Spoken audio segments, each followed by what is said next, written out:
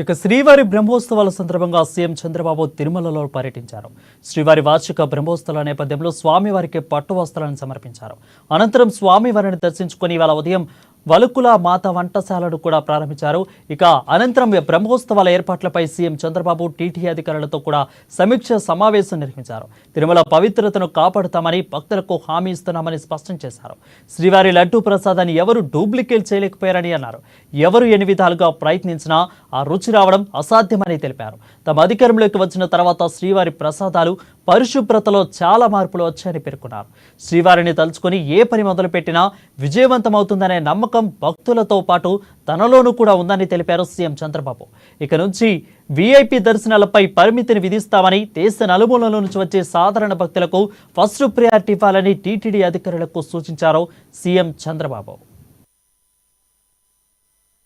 Vengamamba kitchen ఒకటి, అక్షయ kitchen ఒకటి, ఇది మూడో కిచెన్. ఈ 3 వల్ల 3 లక్షల మందికి ఏ టైంలో కావాలన్నా వంట చేసే పరిస్థితి వస్తుంది.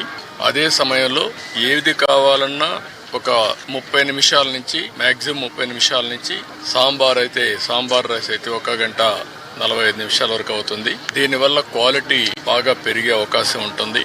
ఎప్పుడు కూడా వెంకటేశ్వర స్వామి దగ్గరికి వచ్చిన వారు ప్రసాదాన్ని గాని అన్నాన్ని గాని ప్రసాదంగానే భావిస్తారు. అలాంటి భక్తులకి మెరుగైన సేవలు అందించడానికి ఇక్కడ కిచెన్స్ అన్ని పనిచేస్తాయి.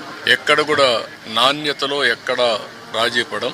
ఎక్కడైతే ముడి సరుకులు కావాల్సినటువంటి మనం ప్రొక్యూర్మెంట్ నుంచి అన్ని జాగ్రత్తలు తీసుకుంటున్నాం. ల్యాబొరేటరీస్ అన్ని పెడతాం. ఆ ల్యాబొరేటరీస్ అన్ని టెస్ట్ అవుతాయి, అన్ని రికార్డ్ చేసుకుంటారు. అదే సమయంలో ఇక్కడ ప్రాసెస్ కూడా one of the best recipe.